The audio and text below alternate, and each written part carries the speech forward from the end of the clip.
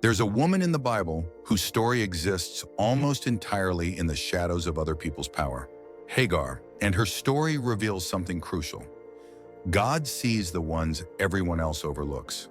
Hagar was Egyptian, a servant, a woman without choice, without voice, without power.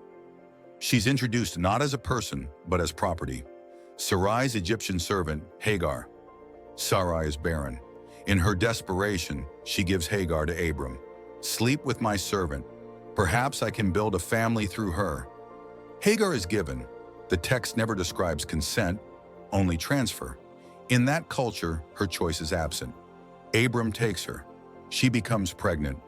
The moment Hagar carries Abram's child, Sarai's kindness turns to cruelty. The text says, Sarai mistreated Hagar and she fled. Pregnant, alone, with nowhere to go, Hagar runs into the wilderness. And then an angel appears, not to Abram, not to Sarai, to Hagar. The angel says, Hagar, where have you come from and where are you going? But before she answers, the angel does something radical. He speaks her name.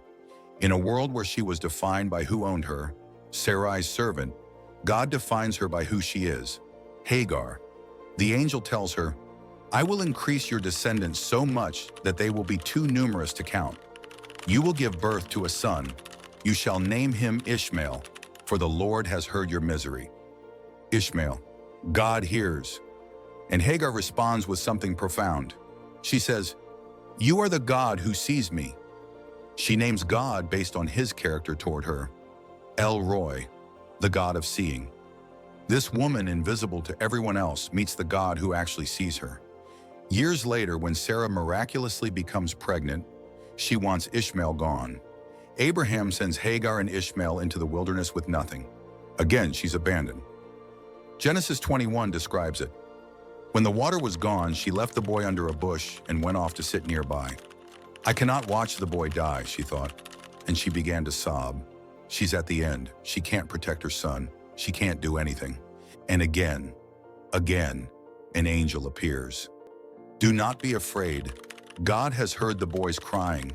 I will make him into a great nation. Then God opens her eyes. She sees a well of water she didn't see before.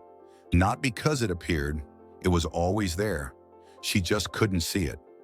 Now, if you're reading this, maybe you recognize this pattern. Maybe you were told your only value was what you could produce for someone else. Maybe you've been used and then discarded. Maybe you felt what Hagar felt, completely alone, invisible, like nobody would notice if you disappeared. Here's what Hagar's story teaches us. First, being invisible to the world doesn't mean you're invisible to God. Hagar was nobody in the eyes of everyone around her, and yet God knew her name. God called her by name. God witnessed her pain. If you've been treated like an object, like a means to someone else's end, you matter to God. You are not defined by who used you or who abandoned you. Second, the provision is already there, even when you can't see it. Hagar despaired because she couldn't see the well, but it existed. She just needed her eyes open. When you're in survival mode, you can't see the resources available to you. You can't see the people who care. You can't see the way forward. But that doesn't mean it's not there. Third, God's seeing is different from the world's seeing. Jesus later did something similar.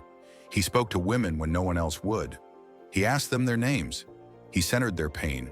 He offered dignity. The Samaritan woman at the well, Mary Magdalene, the woman caught in adultery. In every case, Jesus did what the culture refused. He saw women as full human beings. This is the opposite of Hagar's first experience, where she was used without consent, discarded without mercy. But it echoes her meeting with the angel, where she was finally truly seen. If you're Hagar in your story, if you've been used, discarded, overlooked, abandoned, here's what you need to know. Your pain is witnessed, not by everyone, but by the God who counts more than everyone. Your name is known, not by the people who should have known you, but by the one whose knowing actually matters. You are not defined by who used you. You are not diminished by who abandoned you.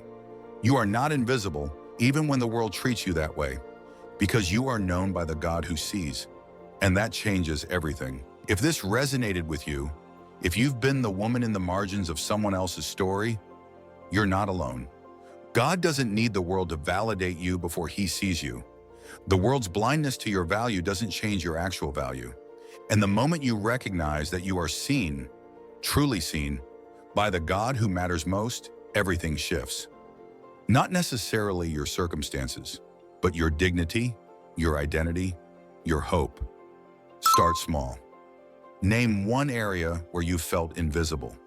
Then practice recognizing that God sees what the world missed. That's where healing begins. Not when everyone finally understands, but when you finally understand that you were always seen, and that's enough.